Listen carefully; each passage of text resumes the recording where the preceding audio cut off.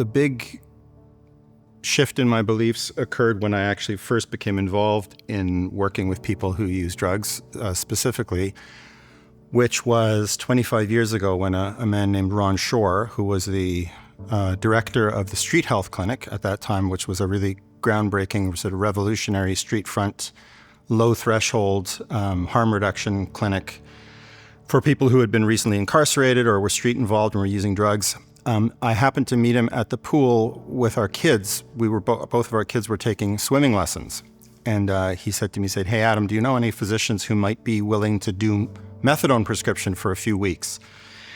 The prescriber, the only prescriber at that time, the main prescriber was Mary Pearson, and she had become ill and had to step away from work. And I had, my kids were at an age where they were requiring less care and less stay-at-home time. I was only working half-time at that point. But I said, well, I got some afternoons free. I guess I could do it for a couple of weeks. Like, no way on earth would I want to do that longer than that, because that sounds really troubling, working with people who are using drugs and are probably drug seeking. And they probably, I could just imagine sitting there for a whole day talking to people who are just bugging you for more opioids. Like, wow, what a pain. But I'll do it. I have some free time and Ron seems really stressed. So sure. I said, sure, I'll do it. So I think I had very typical ideas for a young physician as what it was like encountering people with addiction. I mean, up to then, really, my only encounters had been in emergency departments where people would present pretending to have abdominal pain or migraines in order to get a shot of Demerol or morphine.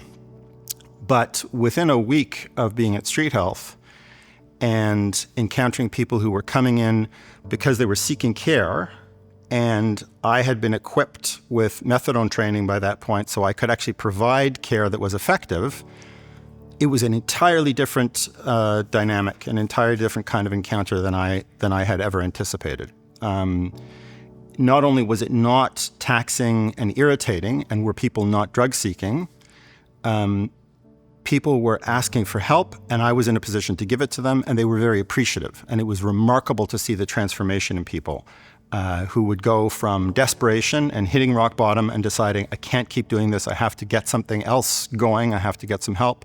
They would identify methadone as being a treatment.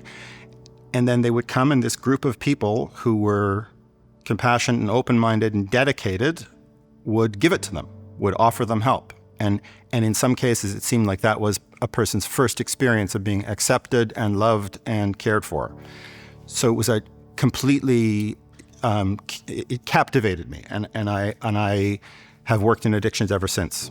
Well, I think, partly I was realizing how prejudiced I had been and how quick I was to write people off as being attention-seeking or demanding and manipulative.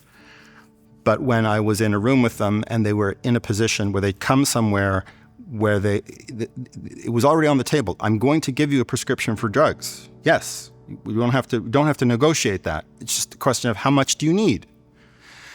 Because we're providing the fundamentals of harm reduction. We're providing a much safer legal alternative, which was predictable and was pure and was given in a measured dose once a day, rather than having to take some mysterious substance that you obtained from somebody who was criminal and having to use it multiple days and never knowing what you were getting. So the whole premise was different. And people would tell me about what had brought them to rock bottom, why they had become involved in compulsive drug use. And often the traumas, the difficulties, the challenges that people had been through. I ended up having a great deal of respect and admiration for people who I otherwise would have had this very superficial, dismissive view about. And it only grew from there. So from then on, I worked once a week at Street Health for the next 15 years. And every encounter I had, I feel like it added to me. It gave me something. It gave me a new perspective. It opened my mind. I would learn from vicariously learn from the experiences of others, all the ways in which human beings deal with adversity and can adapt. So that has been something that's never left my experience as a practitioner still.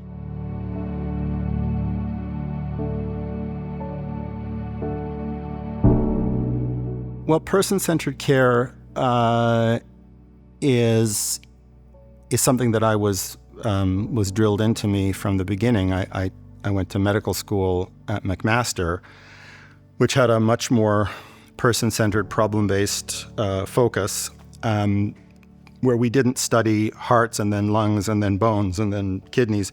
We were encouraged to look at an entire person and think about all the ways in which the systems intertwined and reacted with each other. So that was something that I was primed for. Then I did my post-grad training in family medicine, the whole idea of which is to look at the family and the entire person and in the context of their family. So I always had, and I think that was what interested me about medicine, is wow, you get to sit and talk to people and they tell you stuff about themselves and about who they're irritated with and who they've been fighting with and who helps them and what they're looking forward to. I mean, it's all about interacting with people. I think it just came naturally to me just because I'm very interested in people. But that still, even today, I'm much older and sometimes I'm rushed and hassled and I'm called to see a patient, and part of me might be irritated and reluctant and wishing I could just go home or could finally sit down and have lunch. But then I arrive at the bedside and I'm confronted with this human being who's looking back at me through their eyes, and I'm imagining what are they thinking of me and how am I appearing to them and how do they look to me and what's the impression that I get. So it immediately I get caught up in the human interaction. So I guess it's hard for me to single that out, because for me it's all about person-centered care. It's all about human interaction.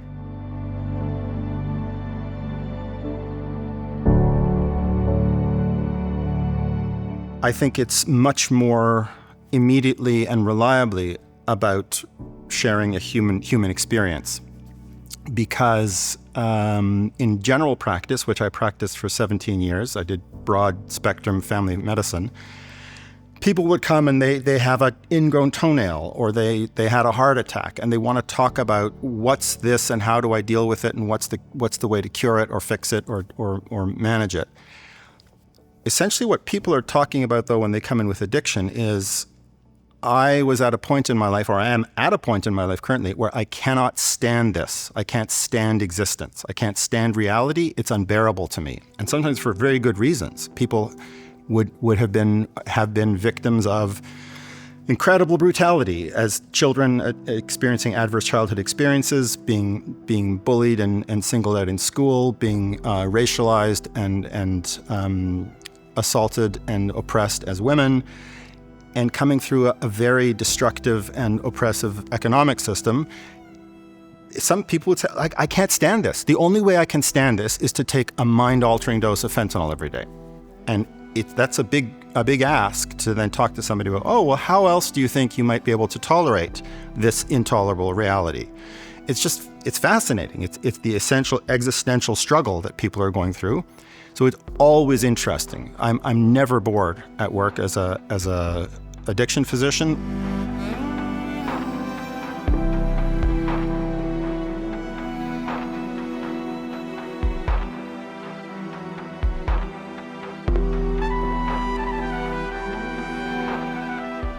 Well, that's interesting that you ask me that, because I'm at a point in my career when I've always paid lip service, I think, to the importance of community and auxiliary resources. And as a family physician working in a community health center for many years, I was very much part of a multidisciplinary, interdisciplinary team. But lately, practicing addiction medicine, which I paradoxically was doing for a few years as a solo practitioner in a private practice, I often found myself thinking, well, this is kind of counterproductive. This is a little bit odd. I mean, Johann Hari, the public speaker about addiction, has said the opposite of addiction is connection. And essentially that's true. So I find what I do is, first of all, I talk to somebody about how can you stop killing yourself with a drug? Okay, maybe take another medication, get safe, do harm reduction. But eventually you want to talk about how can you get connected again? How can you feel a part of your community, reality, the society around you? So it's all about connecting people, which was an odd thing to do as a solo practitioner sitting in his little office with nobody else around. So working as a consulting physician in the hospital, I think a large part of what we do, other than prescribing a methadone or Suboxone for people who are experiencing opioid withdrawal, fixing somebody who's in alcohol withdrawal so that they're not at risk of a seizure, we deal with the physical comfort, but then much else of what we do is say, okay, when you get out of here, who do you have to talk to and who can we connect you with? So it was very early on, it became obvious that just because I was lucky to have been doing this for many years, I knew lots of people in public health, in addiction and mental health services, at street health, and I knew at least what was out there. And because I think at least as much as prescribing opioid agonist therapy or anti-craving medication, the value of what we do is connecting people so that beyond their stay in the four walls of the hospital, they have resources that they will continue to use.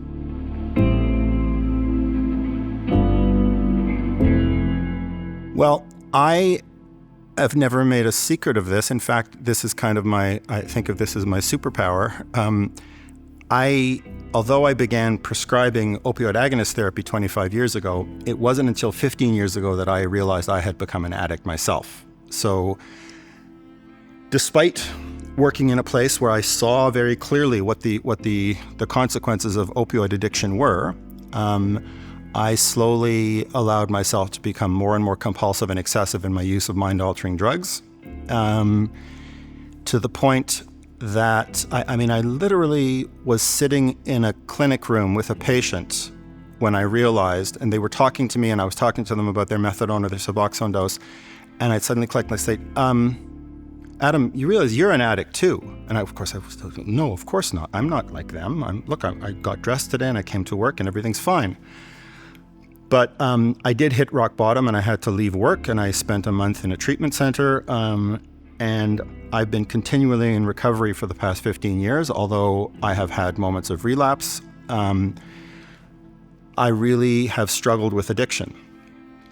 And it's only at that point, so 10 years into my work in addiction medicine, that I realized this is a real thing that isn't just a shading a little bit too far along the spectrum. Like, they drink a little bit too much. No, this is an entirely different thing that doesn't happen to most people. And most people in our society drink alcohol, drink coffee, smoke cigarettes, now smoke cannabis, and most of them don't have addiction problems and never do develop addiction problems. There's a subset of people who have a weird confluence of their upbringing, their psychology, the receptors in their brain, who knows? But it's a multidisciplinary disease, really. And it was my experience of that made me realize this is something special that is very hard to understand and explain. And sometimes when I felt it was an emergency, when I was talking to someone who was very much in denial still about their substance use, even though they were lying in a hospital bed with broken legs because they'd driven their car into a rock cut while they were drunk.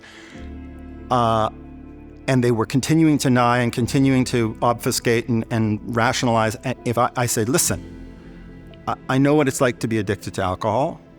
I'm an alcoholic. I'm an addict. I'm in recovery. So let's just cut the bullshit. I wouldn't necessarily use those words, but that actually, I know when I was in treatment, I could tell which were the counselors who had an experience of addiction, which were the nurses who had been addicted themselves and had come into recovery. And they made much more sense to me, and they were able to communicate with me much better and much more quickly and much more clearly. And I think I rely on that still. And I hope it doesn't make me lazy, because sometimes I will just pull that card out and say, look, I'm trying to be compassionate and understanding and realistic, but what you're doing is complete. You're lying to yourself. And let me reflect back to you what that looks like.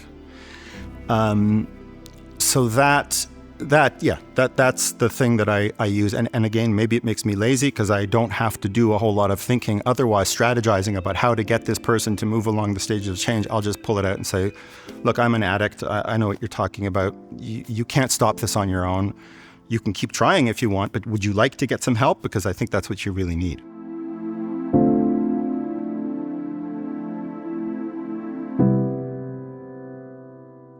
Well, how it helps me, because what I mentioned at the beginning, I'm human. I get tired and cranky. And as I approach my next birthday, which is a significant turning point, there are times when I feel very intolerant and I would rather just be left alone. But then I go and I am reminded, this is someone who's trapped.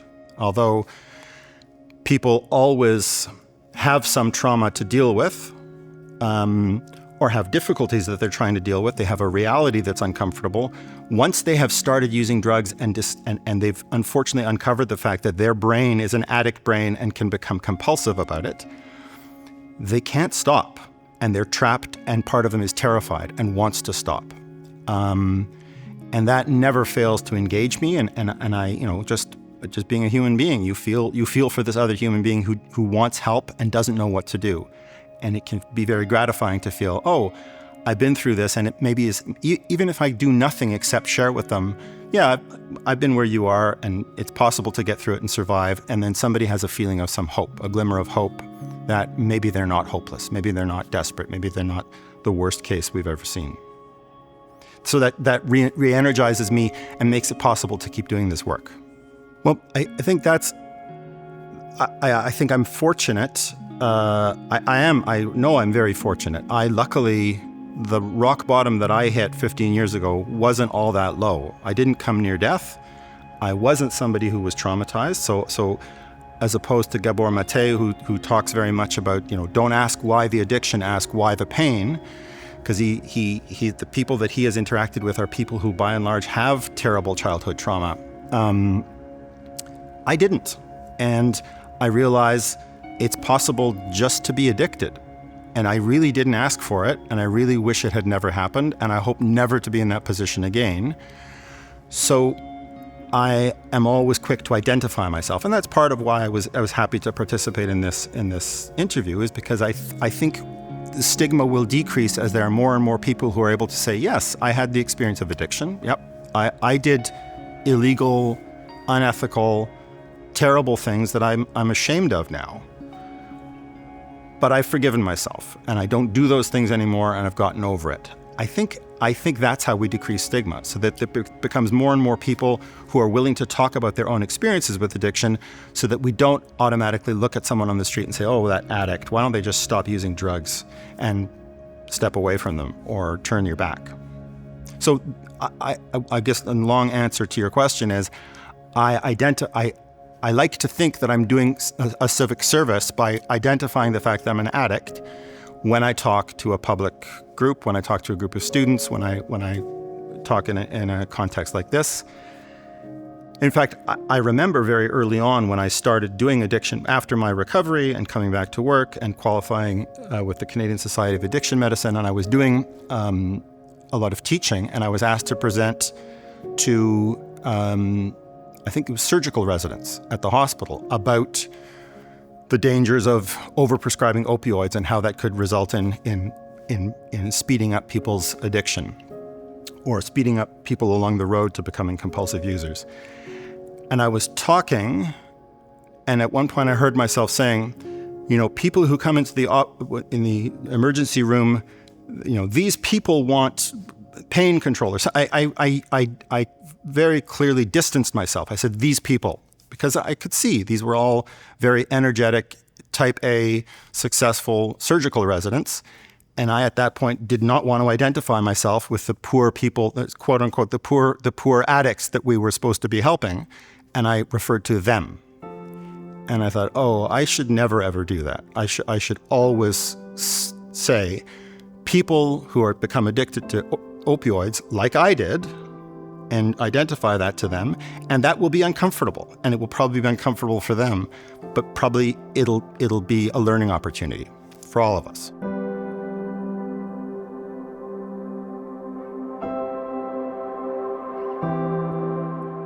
Well, that's a really good question, and it's I think there's an infinite number of ways to answer it. But essentially, my understanding of addiction, once somebody has the neural pathways and the weird receptors and the childhood experiences that make them prone to addiction, essentially why we keep using again and again and again, even though we know it's not going to work out well, this is not a good thing to do, I'm going to get in trouble, is because we can't, as I said before, we can't accept reality. There's something about reality which is intolerable.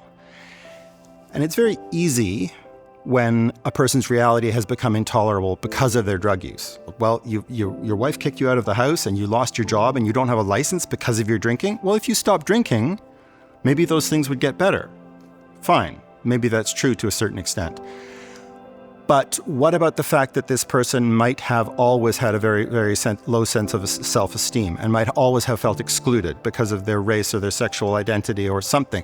It's because we are always confronted as humans with challenges and jagged parts to our society and people who don't accept us, and we're always rubbing up against those things.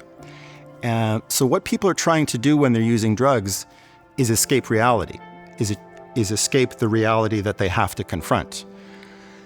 The Serenity Prayer in 12-step meetings, we ask for serenity to accept the things that we can't change and the courage to change the things that we can, and then the wisdom to know the difference. But I'm always very interested in what are the things that you can change in your life? What are the things that we all should be trying to change so that we don't continue to subject people to horrific reality so that drug use might become what seems like a reasonable alternative? So ongoing generational poverty, inequity of wealth distribution, underfunding of public schools, lack of childcare, of publicly funded childcare, then the healthcare system, and so many other things are things that we could be doing better. And by doing better in them, we would be decreasing the amount of discomfort and pain that people experience. Not just to help people with addiction. It would help all of us if we didn't subject people over and over and over again to misogyny and racism and violence. But that proportion of people who are prone to become addicted would likely not have a severe an addiction.